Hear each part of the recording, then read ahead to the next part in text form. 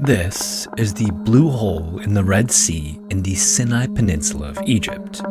It's one of many of these blue holes around the globe, but this one is considered to be by far the most dangerous. And as I'm sure you'll see, this is only highlighted by some of the horrifying incidents that have taken place here.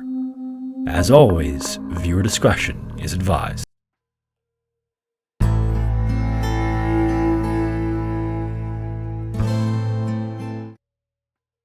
This is Tarek Omar. Professionally, he is a technical diver and instructor. Unofficially, he's nicknamed the Bone Collector. He's also been called the Gravekeeper, and the grave or cemetery that he keeps is the Blue Hole in the Sinai Peninsula of Egypt. The Blue Hole is one of the most popular dive sites on Earth for both novice and expert divers. It's also thought to be the single deadliest dive site on the planet. Over the years, it's estimated that at least 130 people have lost their lives diving the hole, but some estimates put the figure at over 200. On top of that, since no official records have been kept, no one is really sure exactly. It could be significantly higher still. Since the late 90s, Tarek has been involved in the majority, if not all of the body recoveries that have been performed. And although this isn't all of the over 100 divers who've lost their lives here, it's still enough that he's lost count. After 2 decades of making the recoveries, the only names that he remembers are the first 2 that he ever recovered shortly after coming to the nearby city. They were Martin Guerra and Connor O'Regan. In 1997, Martin traveled from Ireland to Egypt to spend the year working as a dive instructor, taking advantage of all the great spots this area has to offer. Part of the way through the year, his friend Connor joined so that the two of them could finish out the rest of the year together. Connor was most of the way through the final phase of becoming an instructor as well, so both men were quite experienced as well as considered to be careful and meticulous divers by the people who knew them. They also both loved diving so much that this trip was sort of like a test run for some big plans they had upon returning to Ireland. The two of them planned to scope out the area so that they can then set up a travel agency that would specialize in overseas dive tours. In November of that year, about a month in advance of them heading home, they both went to visit the famous Blue Hole dive spot to do some diving. This trip was part of a larger trip made by PADI, which is a worldwide diving organization, so a bunch of other trained and professional divers were on the trip as well. At some point during the dive, Martin and Connor were separated from the rest of the group, and so they were alone with no one else around them. Somehow, when they got separated, they accidentally went too deep for the gas mixture they were using. This caused them both to lose consciousness, which then caused their regulators to fall out of their mouths, and then they sank to 65 meters or 213 feet. All of the other divers only realized when everyone was on the surface and the 2 men were late for the scheduled return time. Divers quickly went back down to search for the men, but by the time they were found, it was already too late. Their story is like so many others from the Blue Hole. Otherwise careful and experienced divers go down into the hole but then don't return. So what is it exactly that makes the Blue Hole so deadly? Maybe it would be a good idea first to define exactly what a blue hole is. During past ice ages, sea levels were as low as 100 meters or 330 feet lower than what they are today. During this time, way more of the world's land masses were out of the water, which exposed many surface caves and sinkholes. Over time, the rain eroded these surface caves, as they normally do with limestone, and then as the sea levels rose, this was compounded by the salty seawater flowing over the rocks. Many of these surface caves then collapsed further into these large circular holes that are now visible under the water's surface and are essentially vertical caves. The cool but creepy part about them though is that the outer edge of these holes is composed of different types of rock that don't dissolve like their inner portion. Inside of the edge of this stable rim, the holes can drop dramatically to much deeper than the surrounding sea floor. The Great Blue Hole off the coast of Belize is a good example of this. The edge of the hole is only 10 meters or 33 feet deep, but then if you drop over the edge, it drops vertically to 124 meters or 407 feet in basically a single vertical drop.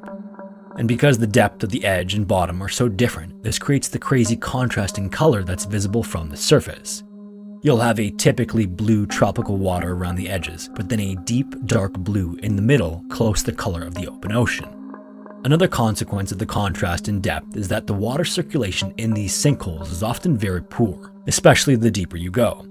In fact, many of the bottoms of these blue holes are completely without oxygen, so in addition to being deep and dark, they can be completely devoid of sea life, which makes for sort of a barren alien world compared to the surrounding waters. In any case, these blue holes are found worldwide and offer pretty unique diving conditions. They generally don't have a current because they're cut off from the rest of the water, so that's just one more variable divers don't have to worry about. Some of these are also very close to the shore too, so you can literally be on the beach, walk into the water a few feet away, and then down to hundreds of feet of depth. This makes them pretty accessible and convenient on top of everything else. It's for this reason that they're so popular for scuba diving and freediving even. But that doesn't really answer why these dive sites are so deadly. Or in particular, what makes the site near Dahab so deadly that it's called a diver cemetery. Unfortunately, there isn't a super clear answer to this question. In fact, it's not even clear if the site is actually more deadly than others. Since no official records are kept about how many dives have been done or the number of divers who died, you can't really compare the rate of fatalities to the average for diving. It could be more dangerous, and that's why the death toll is so high, or it could simply be that the absolute number is higher because of the sheer number of dives that take place in the hole. Either way, weirdly, this reputation doesn't at all discourage people from coming. It seems to be the opposite. Part of the attraction even is that it has this sinister reputation. It's beautiful but deadly. On the shore, there's even a memorial for some of the divers who've lost their lives in the hole. Almost morbidly, prospective divers come to check out these plaques shortly before entering the water, hoping not to need to be recovered by Tarek like Martin and Connor. The reality is that the people who have been recovered are only a small fraction of the people who are actually down there. Due to the size and depth of the hole, sometimes people are not found until long after, at which point it's recommended not to recover them because of the decomposition that's already occurred. Morbidly as well, divers often take videos when they dive the blue hole. Then when they watch the video back later, occasionally, equipment belonging to these lost individuals is visible nestled in the sand or the rocks along the bottom. One possibility to explain the danger of the hole in Dahab is its unique shape. From the water surface, the walls narrow like a funnel as you travel deeper. Then at 52 meters or 170 feet, there is a large arch on the far side of the hole. This arch opens up into another 26-meter or 85-foot tunnel that continues to descend diagonally until it passes through the wall of the hole into the open ocean. From there are rapid incremental drops in depth that go from 120 meters or 390 feet at the tunnel's exit all the way to 800 meters or 2,600 feet. There are several intermediate steps in between, but that is the final drop-off to the ocean floor. For these deeper steps, only technical diving is possible because regular air becomes toxic at these depths. It's also possible that it's for this reason that the hole is so dangerous. Maybe because of the rapid drop from the surface, it's just so easy for divers on regular air to descend too quickly without realizing how far they've gone. Then, before they know it, the nitrogen narcosis becomes too intoxicating and they pass out. But it's not only divers on regular air who have died there, obviously. Like for example, in 2011, a man named Igor planned to do a technical dive down to 150 meters, roughly 50 meters above the hole's true depth. He was very experienced and had done exactly 400 dives when he entered the water at the Blue Hole that day. First, he got to enter the arch at 50 meters, then at 90 meters, he passed another man who recalled thinking that Igor looked shaky, but that he gave him the okay signal anyway. Then down to 120 meters, then to 150 meters, and Igor was at the deepest he'd ever been by far. After a hard landing on a ledge at 150 meters, he began to ascend, but by then, things were already beginning to go bad. At 130 meters, Igor began to hyperventilate. This turned to complete panic, and then in an instant, Igor shot up to the surface without making any stops. This is a terrifying thing to do without making decompression stops for the depth that he dove. All of the dissolved gases in his blood due to the pressure at depth were now expanding rapidly as he ascended. By the time he hit the surface, they would have been causing him an immense amount of pain and would have been blocking the blood vessels all over his body. As his head broke the water, he cried out in pain, and then a few minutes later, he was dead. Igor would be one that Tarek didn't need to recover. Maybe another reason that this hole is so dangerous is that although diving is sort of regulated, in this area, money goes a long way. Most of the dive shops in the area are licensed, but some aren't.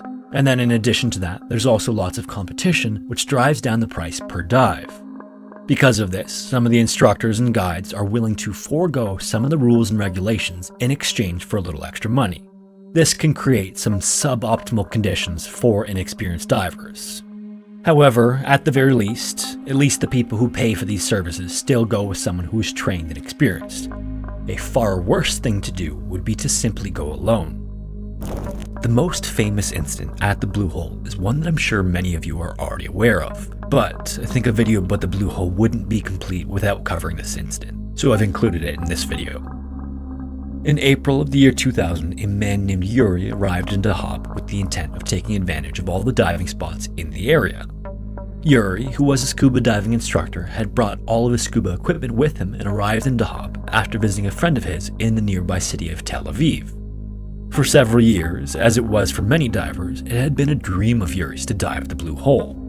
Yuri's father had made him promise not to do anything stupid or dangerous, and so with that in mind, although he was alone, he attempted to find someone to go with him. So within a few hours of him arriving in the city, he was walking the street along the many dive shops looking for someone to go with him or to take him along. People watched as Yuri wandered back and forth, inquiring about different services, until finally he managed to find a local man who agreed to go with him. Shortly after that, the two of them arrived at the dive site and entered the water. During Yuri's dive, he captured this video. The video begins and Yuri can be seen near the water's surface. There are other divers around him, coral reefs, fish, and the water is bright blue and clear. He briefly looks down at the camera to fiddle with it and seems to attach some sort of lens cover to it. Maybe this was some sort of case to protect it from the pressure he knew it would experience.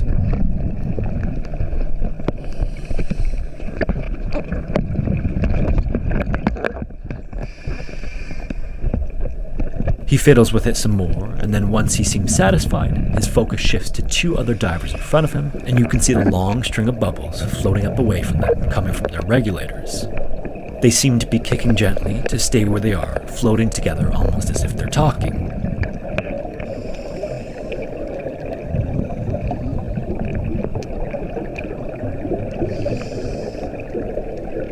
He approaches these divers, close enough to where it seems he almost might come into contact with them. He then moves past those divers and looks off into the distance, and all he can see is the dark water with nothing in sight below him. From somewhere much deeper, more bubbles seem to be floating up, indicating that some other divers are deeper and out of sight.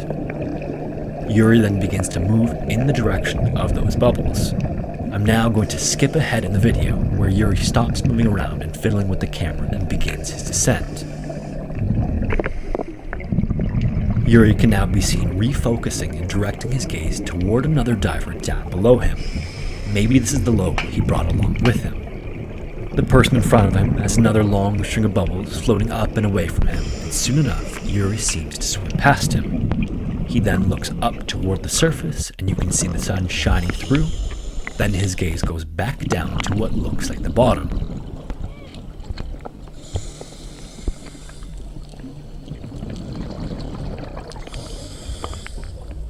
In reality, this is more like the inner wall of the hole, and Yuri is swimming along its contour. The water here is already much darker than the surface above. Now I'm going to do something that I don't normally do. I'm just going to let the video run without saying anything so that you can listen to his breathing as he descends. Occasionally, you'll see the inner wall in the bottom of the frame, but pay attention to just how dark the water gets in just a few moments.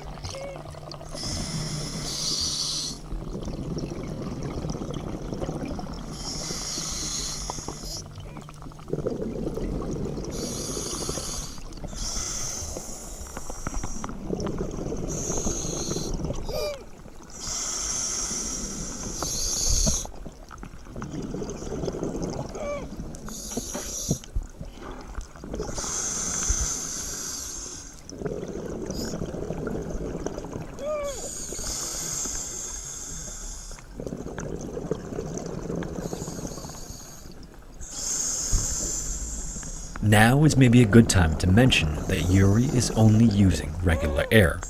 As he was descending, he would have been increasingly affected by nitrogen narcosis, and in addition to that, his buoyancy control would have become less and less effective as the pressure increased. The water is already so dark that it's unbelievable.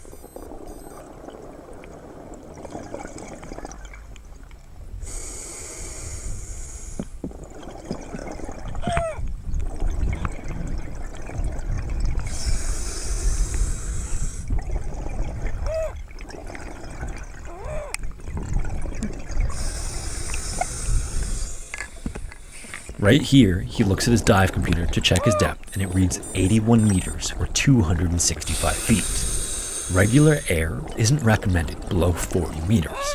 Yuri is almost twice as deep as that. For the next few moments, you're going to see him struggle along the bottom of whatever ledge he's come to rest on, and it's unclear how aware he is of what's happening.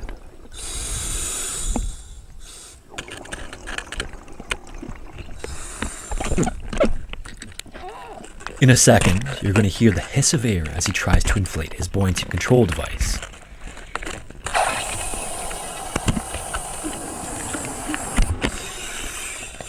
Unfortunately, Yuri is too deep and the equipment he has is too heavy.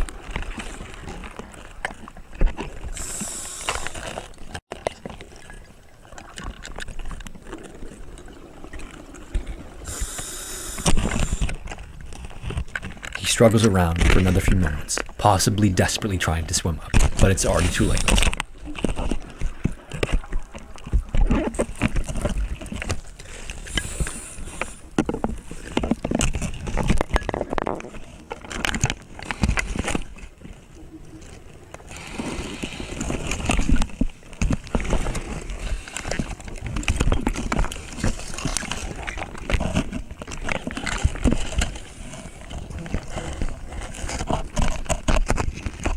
The camera cuts off while Yuri is still trying to navigate the terrifying situation he is in.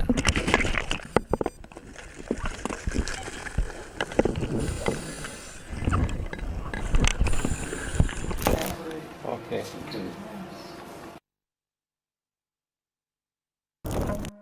About 40 minutes later, when Yuri didn't return from the water, everyone knew what that meant. His parents were contacted shortly after, and his father was in Dahab the following day. After pleading with the locals to recover Yuri from the bottom, Tarek finally volunteered to make the recovery. At the time, this was the deepest recovery that anyone had ever done. Yuri was eventually found lying face down with far too much weight attached to him at a final depth of 91 meters. Tarek also found that in his effort to make himself more buoyant, Yuri's buoyancy control device had actually burst due to being overfilled. In the end, Yuri was brought back up and all of his personal belongings were returned to his parents. This included the camera, which at the time, Tarek didn't know was still functional. It was only rated for a depth of 75 meters, so he assumed it had broken and any footage wouldn't have been captured. Unfortunately, as you saw, it had captured everything, which was promptly played in front of his mother and father.